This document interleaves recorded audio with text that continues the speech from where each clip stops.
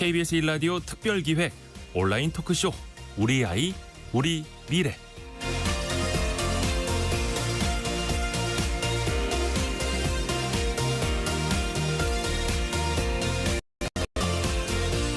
TV를 보면 생활이 파탄에 이르는 사람들이 참 많아 보입니다.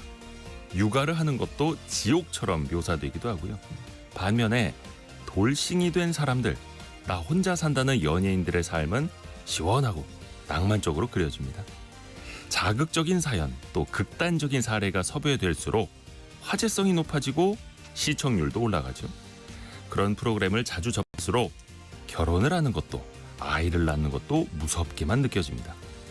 심리학자 아모트 트버스키와 데니얼 카너먼에 따르면 인간은 같은 크기의 이익에서 얻는 기쁨보다 손실에서 얻는 고통을 2배 이상 더 크게 느낀다고 합니다.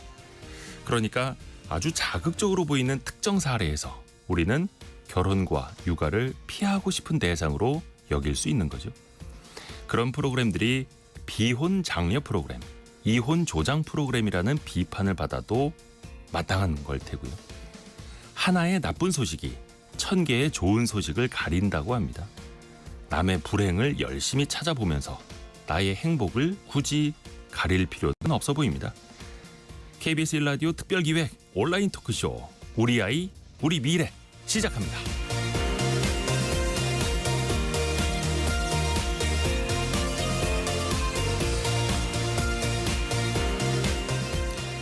안녕하세요. 이대호입니다.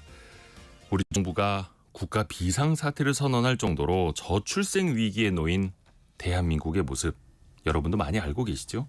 그래서 오늘부터 사흘간 KBS 1라디오 특별기획 온라인 토크쇼를 준비했습니다. 우리 아이, 우리 미래라는 주제로 부부관계, 자녀의 행복, 그리고 제도와 환경에 대해서까지 심층적으로 사흘 동안 접근해 볼 텐데요. 여러분의 의견도 많이 필요합니다. 특집이니까 특별히 커피 라떼 2잔과 디저트까지 함께 드실 수 있는 선물 세트도 많이 준비해 놨는데요. 저희가 옆에서 시루시 터졌네. 평소에는 추첨을 통해서 저희가 선물을 보내드리거든요. 많지를 않아가지고. 근데 오늘은 제가 불러드리는 모든 분들에게 선물을 팍팍 드리겠습니다. 이 웃음이 터지신 분은 잠시 후에 누군지 소개해드릴게요. 자, 짧은 문자 50원, 긴 문자 100원이 드는 샵 9730으로 참여해 주시면 되고요. KBS 콩은 무료입니다. 그리고 원래 성공예감 이대호입니다는 2시간 동안 방송이 되는데 오늘은 이제 특집 방송 1시간만 방송이 됩니다. 잠시 후 10시부터는 국회 교섭단체 대표 연설 방송이 예정돼 있거든요. 대신 1시간 동안 알차게 함께 해드리겠습니다. 실시간 방송 상황은 KBS 콩과 유튜브를 통해서도 언제든지 함께 하실 수 있고요. 온라인 토크쇼 우리 아이 우리 미래 이제 시작합니다. KBS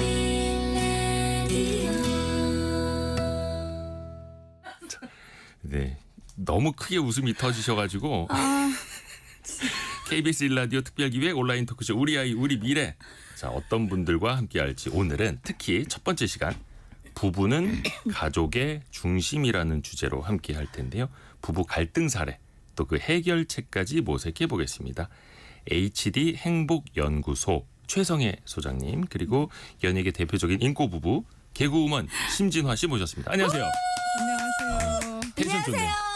아니 왜 이렇게 웃으신 거예요 아침에? 저 진짜 너무 오랜만에 이렇게 딱딱한 방송 나와봐가지고 진짜 빵 터졌어요. 와 너무 숨이 막히네요. 좋네요. 이렇게 저희 아침에 성공예감 이대호입니다 할 때는 텐션이 올라간 적이 없었거든요. 진짜 너무 옆에 앉아 있는데 와 저도 직업병이라고 해야 되나요? 그 말씀하시는데 와 너무 차분하게 길게 얘기하셔가지고 제가 깜짝 놀랐어요. 좋습니다. 아침에 이런 텐션. 그렇군요. 우리 최성애 소장님 놀라시진 않으셨죠? 아니요, 저는 라떼 드려서 좋아서 웃으시는 줄 알았어요. 네네. 선물. 오늘 저희가 특히 이제 부부 관계에 대해서 네네, 이야기를 그렇습니다. 중심적으로 많이 할 텐데요. 예. 청취자분들도 들으시면서 사연이라든지 질문이라든지 많이 보내주시면 감사하겠습니다. 우리 최성애 소장님이 네. 국제공인 가트맨 부부 치료사라고 와, 네. 하세요? 이게 어떤 의미예요? 가트맨 부부 치료사? 처음 들어봐요. 우리가 보통 심리 치료하면은 개인을 치료하잖아요. 네네. 네. 한 사람의 성격, 의식, 행동, 감정 뭐 이런 것들을 치료하는 거가 지난 한 100여 년간의 그 주류였다면 이제는 사실은 개인의 치료보다는 관계 치료. 그 중에서도 이제 가장 핵심이 부부 관계죠. 네. 물론 부모 자녀의 관계도 들어가지만 그래서 이 관계 치료를 하는 데 있어서 50여 년간 약 3,000쌍 이상의 부부를 직접 관찰하고 연구해서 나온 그 방식으로 부부 위기에 빠진 부부들이나 혹은 앞으로 더 잘 살고 싶은 부부들에게 그 노하우를 알려주는 그런 와. 연구소입니다. 아하, 근데 관계 치료. 그렇죠. 참고로 말씀드리자면 이 국제 공인 가트맨 부부 치료사 자격증을 받으려면 일단 영어로 저는 치료를 다 해야 시험도. 되고 우와. 시간 안에 제대로 진단을 하고 국제라서. 정확한 결과까지 내야 돼서 사실은 사법고시보다 더 힘듭니다. 상담도 영어로 해야 되는 거예요? 그러니까 이제 시험 시험, 그 자격증을 자격증 받으려면. 받으려면 네 그래서 굉장히 어려운 자격으로 아. 제가 이제 아시아 최초 국내 유일이었죠. 오. 아시아 최초 국내 유일. 요거 네. 이런 거 이제 강조해야죠. 근데 지금은 제가 이제 그 후배들을 많이 양성하기 근데 때문에 우리나라 예. 부부만 상담해도 되는데 굳이 이렇게 막 영어까지. 국제 공인이니까. 아니 그러니까 와. 자격증을 받기 위해서까지는 그래서 와. 이렇게 머리가 휘어졌잖아요. 최성애 소장님은 네 죄송합니다만 결혼하신 지 한 몇 년 정도? 지금 40년 올해가 40년입니다. 올해 40주년이에요? 네 축하드립니다. 맞습니다. 감사합니다. 신진아 씨는 김원효 씨랑 결혼하신 게 저는 지금 9월이잖아요. 9월 25일이 딱 13주년. 음, 지금 입니다. 얼마 안 남았네요. 남았죠. 예. 미리 축하드립니다. 네. 감사합니다. 뭐 계획 중인 거 있으세요?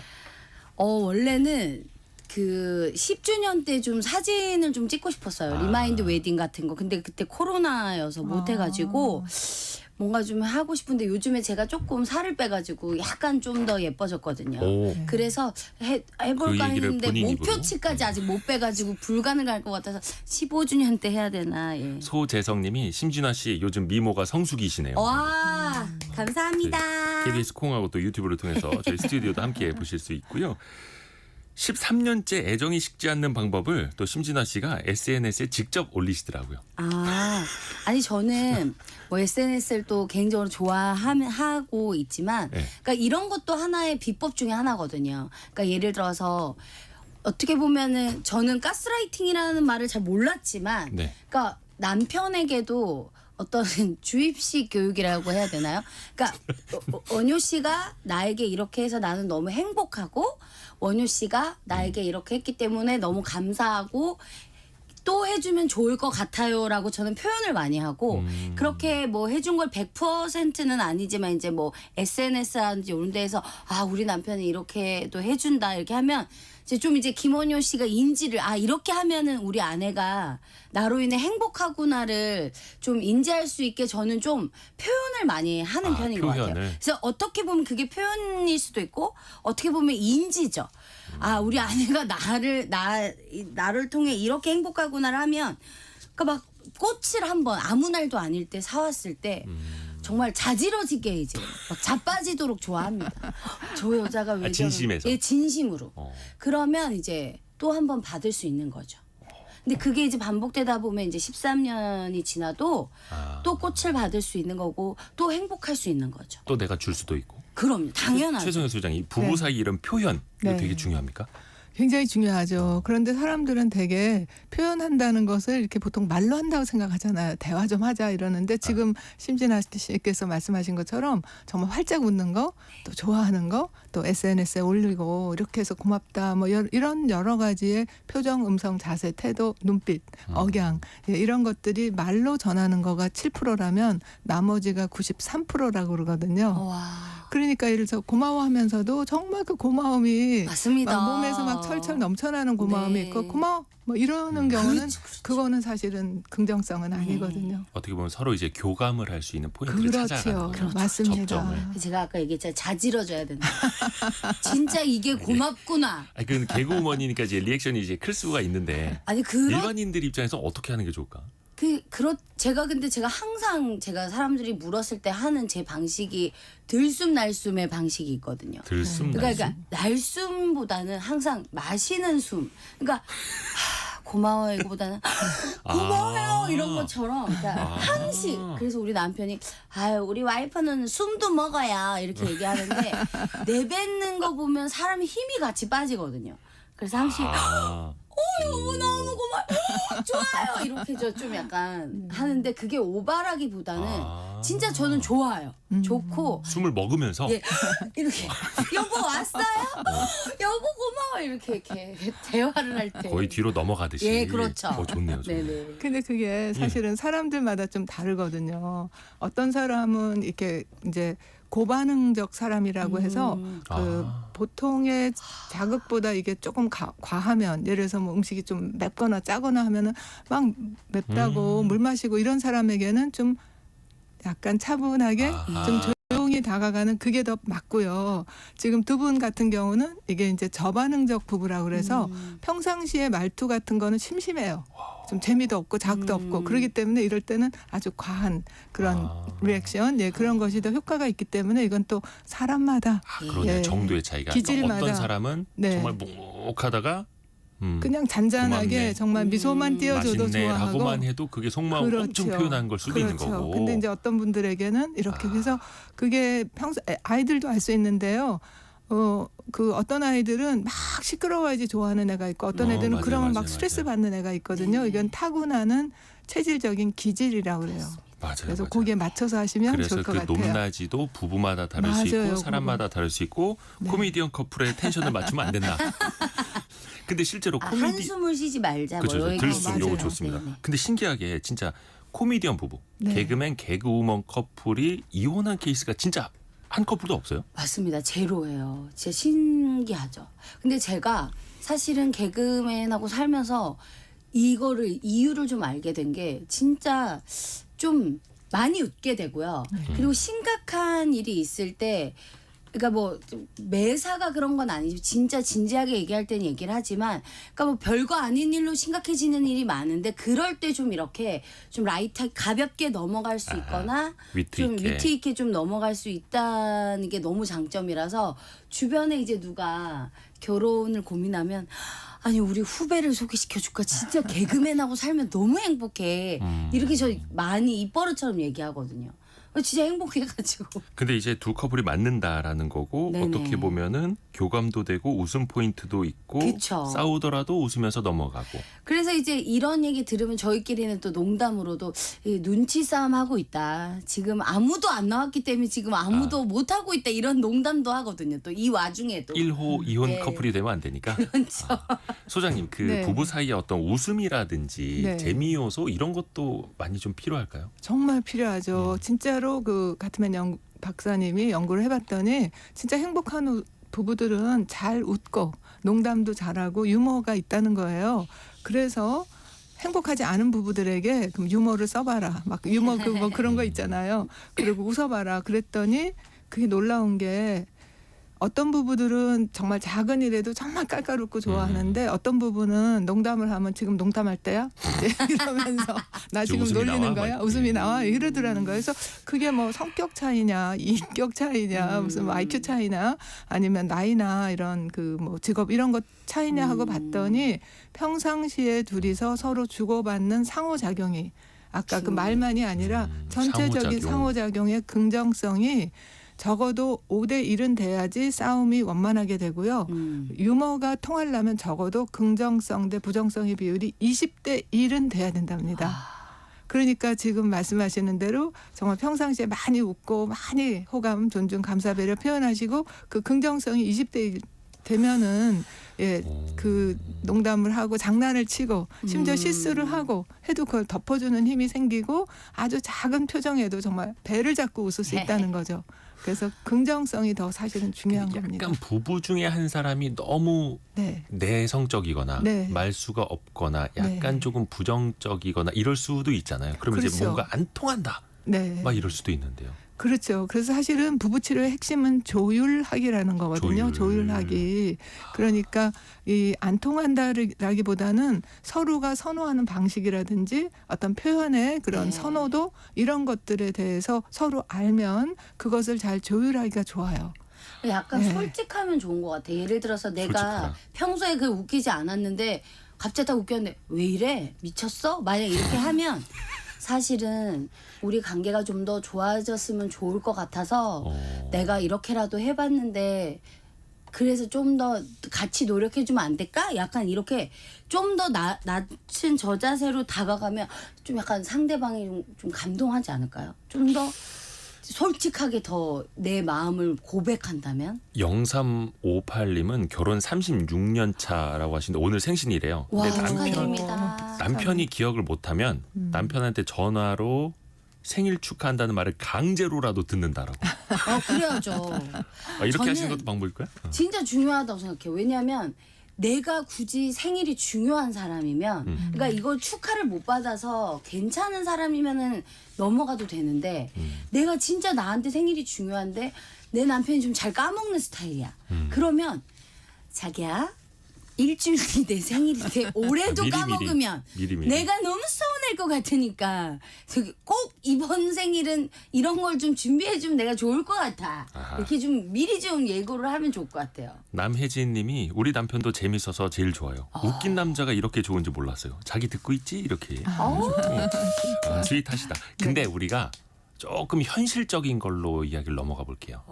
돈 문제입니다. 사실 이게 돈 문제가 걸려 있다 보면은 이건 진짜 현실 속으로 뛰어드는 거기 때문에 이게 웃음 치료가 될지는 모르겠습니다만 한 결혼정보회사가 신혼부부 1,000명을 대상으로 설문조사를 해봤어요. 그랬더니 70% 이상이 아파트에서 신혼집을 시작했다는 결과가 나왔습니다. 물론 이게 출처가 결혼정보회사니까 조건을 맞추고 결혼하신 분들일 테니까 이렇게 높이 나온 것 같은데 실제로 뭐 빌라에서 시작하자 혹은 단칸방에서 시작하자 이것부터가 사실 결혼의 문턱이 될 수 있지 않습니까?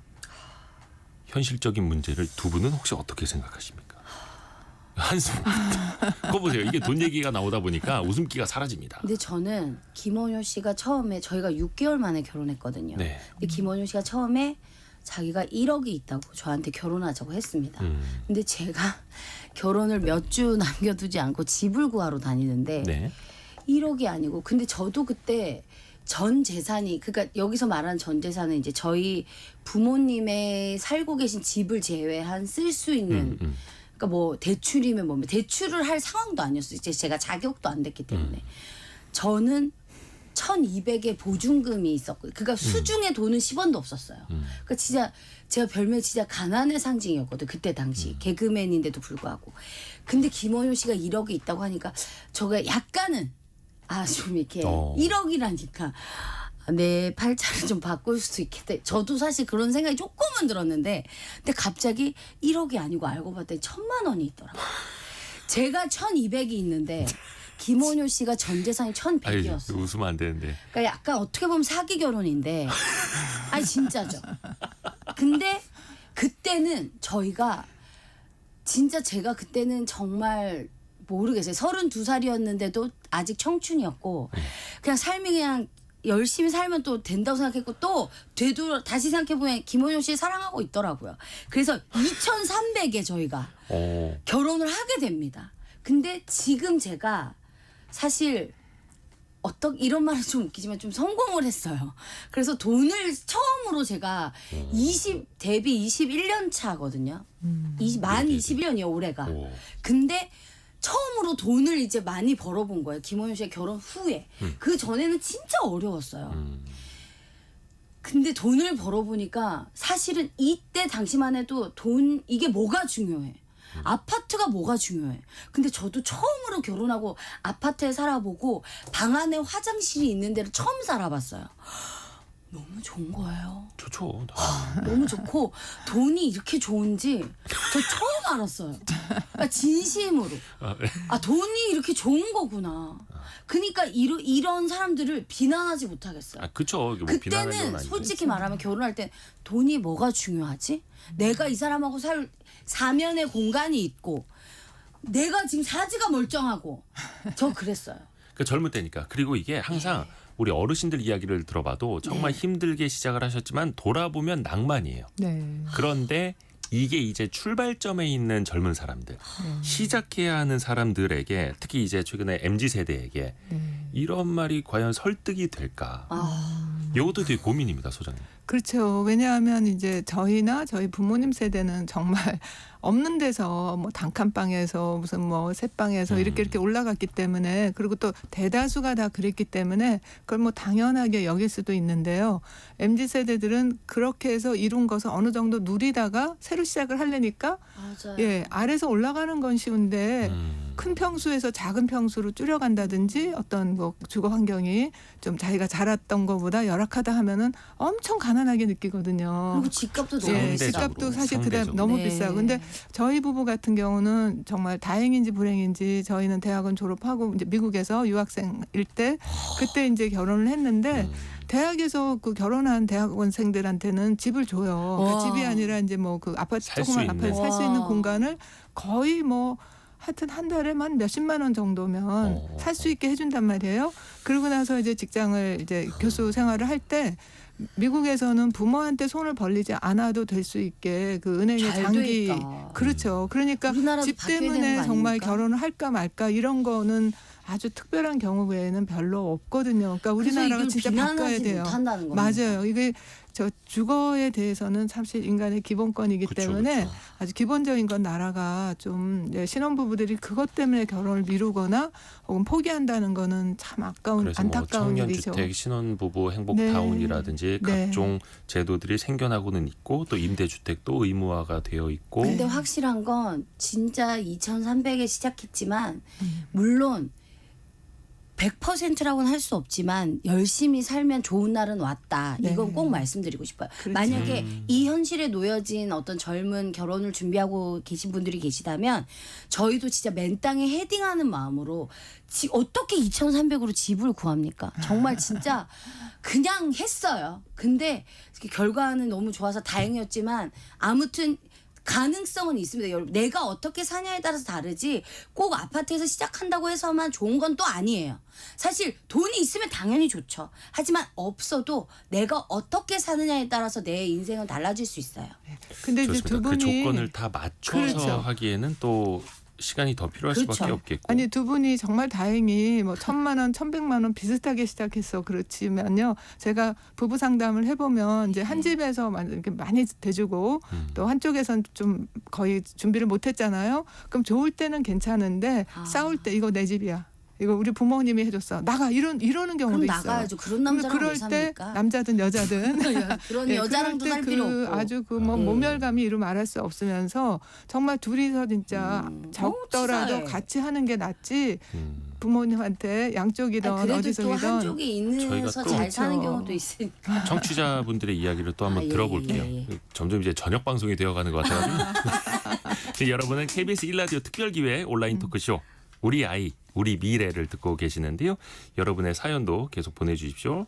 라떼 2잔 또 디저트 함께 드실 수 있는 선물 준비되어 있고요. 소개되는 모든 분들에게 계속해서 보내드립니다. 짧은 문자 50원 긴 문자 100원 되는 샵 9730 그리고 KBS 콩 예, 무료로 열려 있습니다. 한 청취자분의 이제 사연이 있는데요. 잠깐 먼저 들어보실까요? 예. 저 19년도에 가지고 이제 5년 차.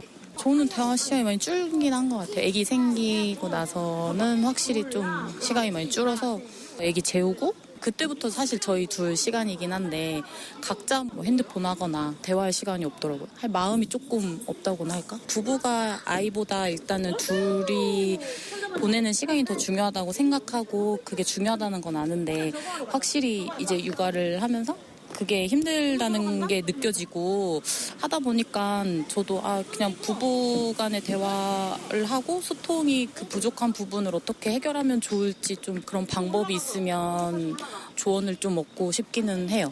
어떻게 하면 좋을까요? 이런 분들이 또 많이 계시는 것 같아요. 그 9735 쓰시는 분도 저희도 둘만 있을 때는 싸울 일이 없었는데 아이가 둘 생기고 나니까 서로 마음 상할 일이 생기더라고요. 유유 이렇게 보내주셨고 아무래도 특히 이제 아이 키우면서 심적으로 또 신체적으로도 힘이 들다 보니까 네. 짜증도 나고 네. 대화도 사라지고 네. 서로한테 바라는 것만 많아지고 또 이렇게 될 수도 있잖아요. 네, 실제로 부부를 연구를 해보니까요.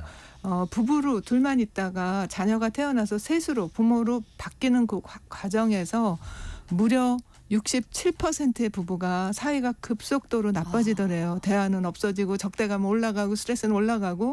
그래서 아니 아이가 태어나면 정말 축복인데 왜 이렇게 사이가 급속도로 3년 안에 첫 아이 낳고 3년 안에 급속도로 망가지는가 하고 봤더니 가장 큰 원인이 뭔지 알아요? 돈도 아니고 예, 아니면 뭐 지치는 것도 아니고 가장 큰 원인은 네. 수면 부족이랍니다.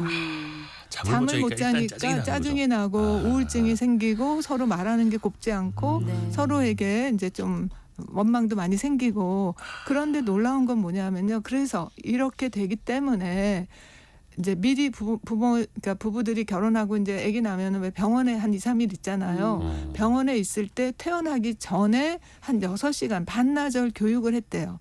이제 이렇게 이런 일이 벌어질 거니 대화는 이렇게 하고 이렇게 미리 해라. 미리 이렇게 조금 교육을 한 6시간 해줬더니 놀랍게도 그 부부가 그렇게 사이가 급속도로 나빠지는 걸 막을 수가 있었고 더 놀라운 것은 그렇게 사이가 좋아진 부부들의 아기들이 잠도 잘 자고 좀 더 빵긋빵긋 잘 웃고 놀라고 울다가도 빨리 진정이 되고 신체 정서 인지 발달이 다 잘 크더라는 거예요. 근데 그 부부가 그 싸우는 방식, 대화하는 방식을 몰라가지고 계속 싸우다가 뭐 이제 뭐 그럴 경우 부모가 불화하는 게 아이들의 뇌 발달, 신경계, 호르몬계, 면역계 치명타거든요. 스트레스 관리하는 그 기본 축이 영유아기 때 생기기 때문에 여기에 타격을 입게 되는 게 평생 가는 상당한 그 스트레스에 취약한 네. 사람, 그리고 쉽게 분노 조절 못하는 사람, 그리고 심지어는 인지 발달, 정서 발달, 신체 발달에도 이렇게 다 지연이 일어난다는 게 밝혀졌습니다. 그래서 저는 국가적으로 물론 주택 공급도 하고 뭐 저출산 대책도 하고 그것도 정말 중요하지만 네. 이런 교육을 맞아. 좀 의무적으로 맞아요. 예, 그럼 몇 시간도 안 걸리는데 이걸 조금만 진짜 다르게 중요하다. 해도 부부 사이도 좋고 아이도 잘 큰다는 그러네요. 거죠. 진짜 좋은 말씀이시다. 제가 지금 45살이잖아요. 네. 제일 친한 친구들이 24세 아이를 낳기 시작해가지고 그리고 제 주변 지인들이 지금까지도 그 차청아 씨라고 제 배우인데 친구인데 걔가 또 얼마 전에 애를 낳았어요. 네네네. 그러니까 아직까지도 아이를 낳는 제 주변 저는 이제 아이가 없지만 그런 아이가 없으니까 자기들이 어떠한 문제가 생겼을 때 쉽게 불러낼 수 있는 게 저잖아요. 그래서 정말 많은 몇십 년 동안 이 문제를 들어왔어요. 저도. 그러면은 이 진짜 똑같은 얘기들이 반복이 돼요. 몇십 맞아요. 년 동안 맞아요. 모든 부부가. 그러면 진짜 말씀처럼 나라에서 이 교육을 해줘요. 그럼요. 왜냐하면 누구나 처음 겪는 부모의 문제인데 맞아요. 이거를 나라에서 자 이런 일이 똑같이 일어날 거니까 이렇게 대처하거나 이렇게 그렇죠. 하면은 좋겠다고 교육을 해주는 건 너무너무 좋은 것 같아요. 맞아요. 우리가 왜냐면 20몇 년 동안 사람이 다 다른데 다 그 다른데 몇백 똑같은 명이 같은 길을 근데 가니까 똑같은 얘기를 제가 상담을 맞습니다. 다 들어줘야 돼요. 그 사람 얘기를. 근데 다 들었을 때 다 똑같은 똑같아요. 얘기였다는 거죠. 맞아요. 그럼 그럴 바에는 진짜 나라에서 진짜 그렇게 교육을 시켜주는 게 너무너무 발전 가능성이 있을 것 같습니다. 그렇습니다. 우리가 자동차 그냥 자동차 산다고 운전하는 게 아니잖아요. 아, 맞아요.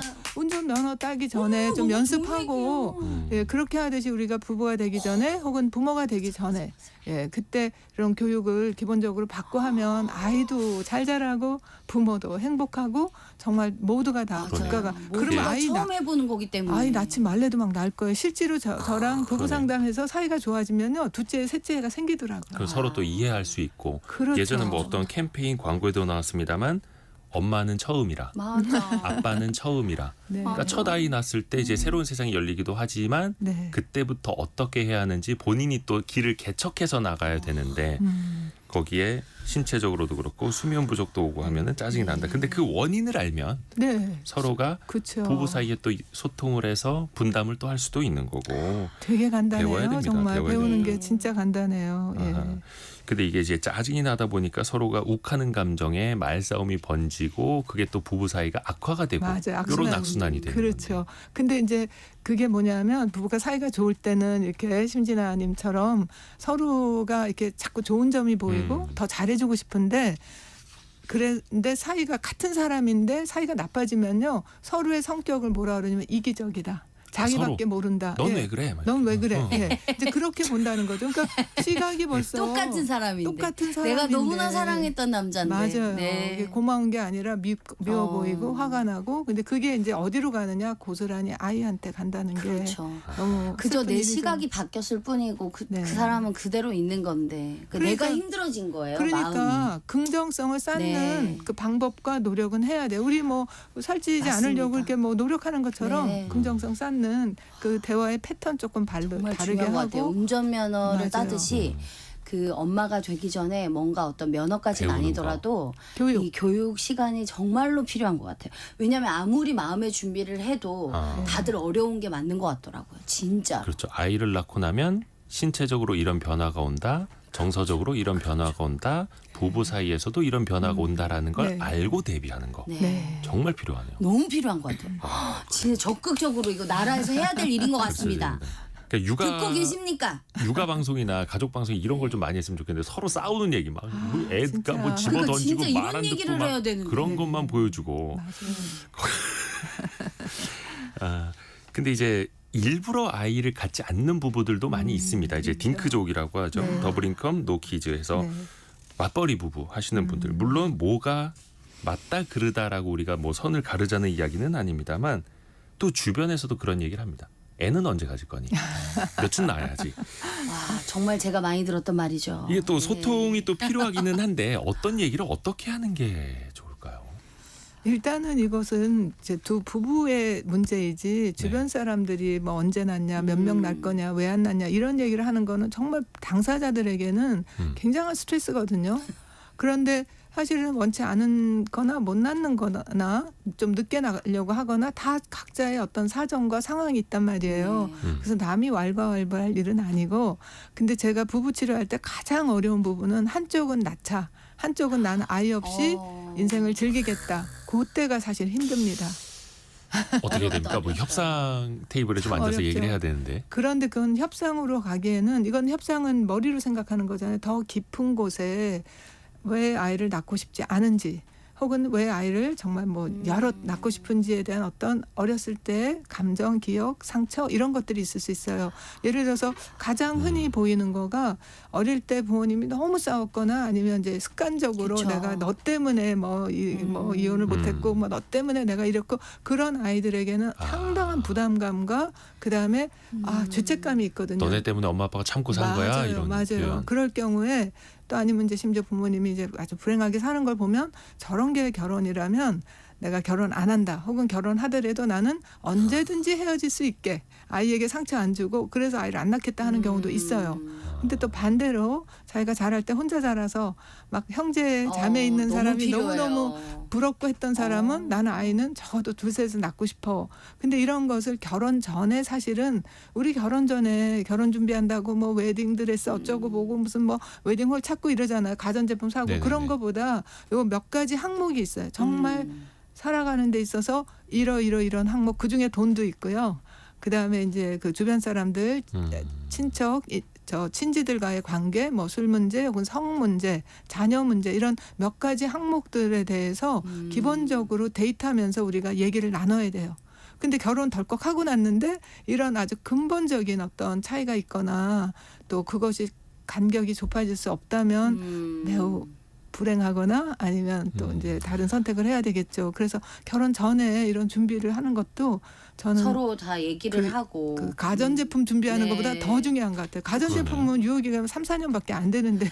근데 우리는 이게 서로 얘기를 다 하고 해도 더 이제 좀 속상한 거는 그러니까 딩크족은 그러니까 서로가 이제 얘기를 대서 이제 잘 해서 하는 거고 그러니까 이제 아예 이제 둘 다 원하는데 또 안 가져지는 이제 난임 부부가 있을 수 있잖아요. 그쵸, 그쵸.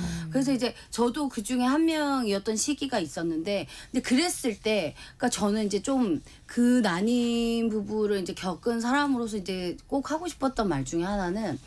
그러니까 진짜 어쨌든 간에 가정의 중심은 저는 부부라고 생각을 하거든요. 근데 주변에 이제 제가 난임 부부로 살다 보니까 주변에 진짜 많은 난임 부부들과 이제 교류도 하게 되었고 많이 보게 되었어요. 네. 근데 진짜 너무 이 아이를 가지려고만 하려고 인생을 거기다 다 쏟으면서 사는 부부들도 많아요. 아하. 근데 사실은 한 걸음만 뒤에서 보면 물론 저도 진짜 아이를 너무 갖고 싶었었어요. 근데 그 안 가져지는 거는 이제 제가 뭐 어떻게 뭐 할 어쩔 수 수가 없는 없는 거니까. 거잖아요. 근데 그런 어떤 시험관을 하는 과정에다가 모든 내 인생을 쏟기에는 저는 제가 좀 더 이제 소중하고 그렇게는 살고 왜냐면 그 과정이 힘들다기보다는 실패가 됐을 때 마음이 그 힘들다. 마음이 이제 제가 감당하기가 이제 너무 이제 힘들었어요. 그래서 이거를 과정을 반복하기에는 또 무섭기도 하고 그렇더라고요. 그래서 저는 너무나 만약에 진짜 너무나 안 된다면 한 번쯤은 이제 뒤로 나와서 나와 내 남편의 우리가 원래 어떤 걸 바라보면서 살았던 부부였던가.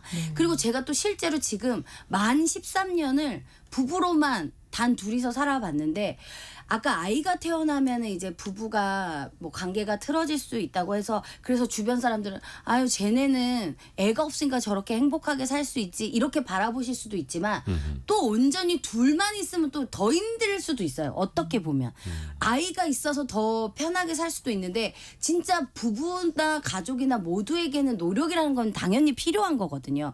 그래서 서로가 배려하면서 노력을 해서 살다 보면은 부부만 살더라도 너무 행복한 일들이 많아요. 그럴 수 있죠. 우리가 네. 아이를 바라면서 살기도 했지만 아이가 안 생기면 그 안 생긴 대로의 우리의 모습도 인정할 줄 알고 또 그것대로 우리의 삶을 또 새롭게 또 바라볼 수 있게 되면 되거든요. 그래서 전 또 그런 말도 좀 꼭 하고 싶었긴 했어요. 유인숙님이 오늘 방송을 신랑과 함께 다시 듣게 해야겠다라고 또 올려주셨고요. 소장님 또 네. 그런 고민들도 하시는 분들 계셔요. 이제 아이가 태어나기 시작을 하면서 또 아이를 키우면서 삶의 균형추가 너무 아이에게만 맞춰지는 네. 거죠. 그래서 약간 좀 내조를 바라던 이제 남편들이 좀 실망하기도 하고 네. 또 아내 입장에서는 또 남편이 조금 더 육아에 더 신경을 써줬으면 그렇죠. 하는데 그러지 못하니까 또 서로 실망하기도 하고 맞습니다. 이 삶의 균형추 2명이 있을 때랑 네. 3명, 4명이 될 때는 어떻게 맞춰가는 게 좋을까요? 그게 이렇게 단기간으로 보면 정말 너무 많은 변화가 있기 때문에 둘이서 중심을 맞추기가 힘들어요. 그래서 저희 부부 같은 경우는 아이를 낳기 전에 벌써 아이를 낳으면 우리는 이렇게 일을 할 것이고 그래서 장기 계획을 세웠거든요. 왜냐하면 아이들이 언제나 아기는 아니거든요. 그렇죠, 얘네들이 그렇죠. 3살, 5살 학교 가고 중고등학교 가고 사회 클 때까지 그래서 장기 계획을 세우면서 그 첫 몇 년은 어떻게 하겠다, 두 번째는 어떻게 하겠다. 저희 같은 경우는 우리가 미국에서 이제 아이를 낳으니까 정말 주변에 뭐 산후조리원도 없어요. 그리고 누가 와서 도와줄 수도 없고 그랬기 때문에 근데 아기는 뭐 수시로 울고 자고 때 원하는 게 많잖아요. 예측 불가. 그래서 둘 다 우리가 그때 박사과정 끝날 때인데 만약에 4시간 4시간 하면 24시간밖에 안 되는데 거기서 애 시간을 빼면은 서로 힘들고 피곤하잖아요. 그래서 우리 시간을 합치자. 그러면 48시간이에요. 그 48시간에서 아기한테 필요한 것부터 먼저 주자. 예. 그러니까 아이가 이제 아침에 일어나면 우리 남편이 놀아주다가 학교를 가잖아요. 그럼 제가 바톤을 이어받아서 제가 놀다가 그리고 저녁 때 저희 남편이 집에 오면 제가 아이를 맡기고 또 이런 식으로 서로 48시간을 합쳐서 하니까 아이가 필요한 건 거의 다 줄 수 있었죠. 그러면서 아이가 안정적으로 자라니까 점점 손이 덜 가게 되고 유치원 가고 학교 가면서 제가 한 과목 가르치고 2과목 가르치고 그러면서 그 사이에 저희 남편은 빨리 정년 교수가 됐고 그리고 저를 서포트하기 시작했거든요. 그래서 이거를 장기로 보면 2가지를 다 할 수 있는데 단기로 나도 교수 돼야지, 나도 학위 받아야지 이랬다면 나도 꿈이 아마 있는데. 그래갖고 사실 굉장히 많은 교수들도 싸우죠. 마찬가지로 50% 이상 이혼을 하거든요. 미국에서는. 근데 그 미국 과정을 얘기. 보면 아까 그랬잖아요. 그 부부들이 가는 똑같은 과정이 있잖아요. 그거 보면서 아 우리는 저렇게 하지 말아야지 그렇게 미리 준비를 하면 되는 거를 그거를 미리 모르고 그냥 서로 그렇게 되면 이제 원망하고 미워하고 그러다 또 바람까지 피우고 아이고야. 그런 것이 참 안타까운 일들이 많아서 이렇게 조금 장기 계획, 중장기 계획, 단기 계획 이런 식으로 하면은 얼마든지 두 가지를 그러니까 다 서로 병행할 수 있습니다. 계획을 세워놓고 네. 준비가 되면 네. 아무리 예측 불가능한 상황이 발생을 해도 같이 대비할 수가 같이 할 수 있고 있죠. 예. 그래서 그 외국 사람들 보면 두 사람이 맞벌이를 또 열심히 하면서 네. 애를 막 3명, 4명 같이 키우고 맞아요. 누가 봐주는 것도 아니고 네. 라이딩도 해주고 태워오고 하면서 맞벌이 그렇게 하는 거 보면 신기합니다. 그래요. 그것도 역시 그러니까 이게 개인의 노력만으로는 안 되고요. 기업, 국가, 사회가 다 같이 한 뜻으로 해줘야 돼요. 그러니까 그 그게 이제 체계가 다 잡혀 있는 맞아요, 거죠. 맞아요. 그래야지 도입이 애들이 시급합니다. 그러니까 이제 직장에서도 굉장히 질 높은 데이케어 센터가 있어서 부모들이 직장에 가면서 아이를 맡기고 우와. 또 중간 중간에 쉬는 시간에 가서 한 번씩 안아주고 우와. 수유도 하고 돌아갈 때 또 아이를 데려가고 이렇게 하면서 그러니까 다른데 복지한다고 막 해외 여행 시키고 무슨 뭐 차 사주고 이런 거보다 그런 시스템을 갖춰주는 거가 아이를 키우는 입장에서도 훨씬 안전하게 그 저희 남편이 얼마 전에 그 파리에 있는 유네스코 본부를 갔는데요. 네. 점심 시간이 되니까 그 본부 안에 있는 엄마 아빠들도 많이 있을 거 아니에요. 막 어디로 가더래요. 보니까 어린이집, 유치원 그 안에 본부 안에 있는 네. 거기 가서 잠깐 놀아주고 아이랑 같이 뽀뽀도 해주고 엄마 여기 있으니까 언제든지 네가 필요하면 연락해. 이렇게 아이도 방송을 녹음해서 안전감이 국회로 보내야 있잖아요. 되는 거 아닙니까? 여기 국회 여기 가까운데 네, 좀 빨리 들으셨으면 근데 좋겠어요. 실제로 피디님 그 보내야 된다고 생각합니다. 저도 여러 번 이야기를 합니다만 그 직장 어린이집이 있는 건물 있잖아요. 네. 거기도 이제 출입 기자로서 여러 번 이제 출입을 하다 보면 그 건물 그 회사의 분위기가 달라집니다. 인식도 달라지고 그렇죠. 1층에서 아이들이 막 왔다 갔다 하고 있는데 네. 그럼 분위기가 좋을 수밖에 없어요. 그럼요. 좀 안심도 이상- 제가 아는 이상적이기는 동생도 해요. 자기 회사에 그렇게 네. 시스템이 돼 있는 회사가 있는데 맞아요. 끝까지 회사를 다니더라고요. 그렇죠. 진짜 좋더라고요. 퇴사할 이유가 없죠. 네, 왜냐면 네. 출근할 때 데려가다 맡기고 퇴근할 때 같이 데려오고. 퇴근하고 너무 중간 좋더라고요. 중간에 가서 보고 맞습니다. 놀아주고. 예. 조금 더 제도적으로 우리가 더 생각해 볼 지점도 많이 있습니다. 지금 여러분은 KBS 1라디오 특별기획 온라인 토크쇼 우리 아이, 우리 미래를 듣고 계시고요. 또 어떤 고민이 준비되어 있는지 어떤 사연인지 같이 한번 들어보시죠. 대화는 많이 하는데 간혹 가다가 욱욱하거든요. 서로 집사람이랑 저도 오래 살았지만 그건 아직도 해결이 안 되거든요. 저희 한 18년 그러니까 부부간이라도 간혹 가다 서로에게 이제 상처가 되거나 기분이 나쁜 언행이 서로에게 이제 상처를 입히거나 그런 경우가 있는데 그런 부분이 항상 조금 문제가 돼요. 이게 참 대화할 때도 이제 기술이 필요하다라고 하면 이거 어떻게 해야 되는지 좀 어렵게 느껴지는데 결혼 이후에 변했다. 연애할 땐 안 그랬는데 이런 그렇죠. 이야기도 많이 하지 않습니까? 맞습니다. 그런데 결혼 이후에 변한 것은 사실은 사람도 아니고 성격도 아닙니다. 뭐가 변했냐면 둘의 관계에 그 뭐라 그럴까 상호작용 상황. 패턴이 달라졌다는 거죠. 사실 연애할 때는 서로 배려하고 고맙고 잘 잤냐, 잘 집에 들어갔냐 이렇게 맞아. 관심을 써주고 하다가 결혼하고 나서는 그런 자잘한 관심 내지는 뭐 호감, 존중, 감사 이런 것들을 거의 못 하잖아요. 그쵸. 그러니까 그 긍정성 대 부정성의 비율에서 벌어지는 일인데 긍정 대 부정의 비율이 제가 아까 말씀드린 대로 적어도 5대1은 돼야지 서로 의견차가 있거나 갈등이 있을 때 그걸 좀 예의 바르게 좀 이렇게 편안하게 평화롭게 할 수 있는데 아무리 좋은 사람이고 아무리 뭐 많이 아는 사람이라 하더라도 그 긍정 대 부정의 비율이 5대1이 안 되고 그보다 적을수록 작은 일에도 여태까지 있었던 많은 나빴던 처리되지 않았던 기억들이 막 몰려오면서 이제 이게 되면 더 나쁜 현상이 일어납니다. 그냥 처리되지 티격태격 하는 않았던 게. 기억들. 맞습니다. 너 옛날에 이렇게 했었잖아. 막 이런 거. 맞아요. 근데 위험해요. 안 돼. 가지고 오면 안 사실은 돼요. 둘이서 살아가는 과정에서 뭐 결혼한 지 5년, 10년 안에 있던 처리되지 않은 감정도 중요한데 더 중요한 거는 어릴 때 부모님과 자라면서 혹은 학교에서 처리되지 않았던 그런 상처들이 있을 수 있잖아요. 그래서 우리가 심리치료에서 이런 얘기를 해요. 처리되지 않은 감정은 사라지지 않는다. 묻혀 있을 뿐이다. 언젠간 나온다. 언젠간 나오는데 터져 나온다. 터져 나오는 것이 이제 그 특히 스트레스가 높거나 상대의 어떤 말투 이것으로 이게 촉발이 되면 이제 욱버럭이 나오는 거죠. 버럭, 와. 짜증. 예. 그 그러니까 버럭이가 나오는 거네. 욱버럭은 내가 지금 그러니까 아물지 않은 상처가 많이 있다. 그렇게 네. 보시면 돼요. 우리가 상처가 있으면 살짝만 건드려 아야 그러잖아요. 그렇죠. 상처가 없으면 뭐 꼬집고 다 낫기 장난치고 전에. 놀잖아요. 그래서 뭔가가 내가 자꾸 욱 벌어지고 한다면 뭔가 처리되지 않은 감정들이 결혼 이후에도 있을 수 있지만 그 전에 전에. 있을 수도 있다. 요거는 조금 전문가의 도움 받는 게 좋습니다. 1918님이 맞아요. 부부싸움 하다 보면 꼭 과거 얘기가 나와요. 이렇게 보내주셨는데 심진아 씨는 싸우다가 네. 이렇게 싸우다가 그러면 좀 그런데 부부 생활 하다가 그래도 싸우는 경우가 있을 거 아니에요.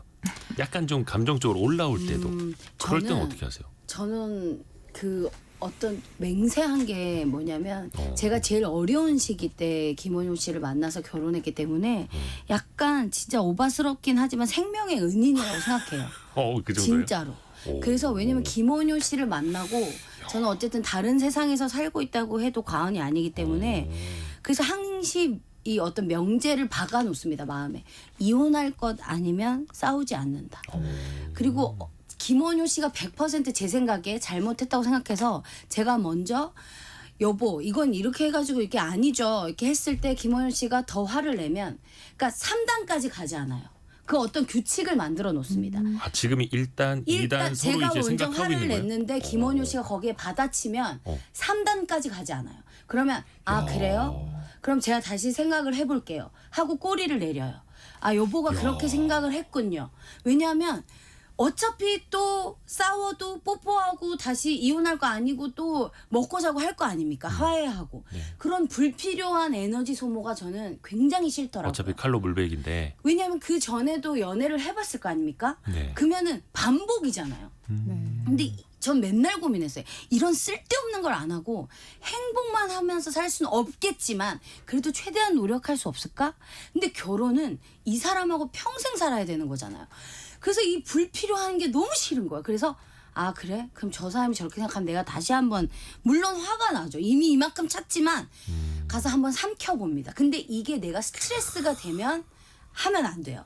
근데 가서 내가 이거를 한 바퀴 돌고 와서 다시 얘기해서 풀어졌을 때는 어떤 성취감이 오더라고요. 그러니까 만약에 그때 내가 3단을 갔으면 싸우는 건데 안 가고 다른 말로 천냥빚을 갚는다는 말을 전 제일 좋아하거든요.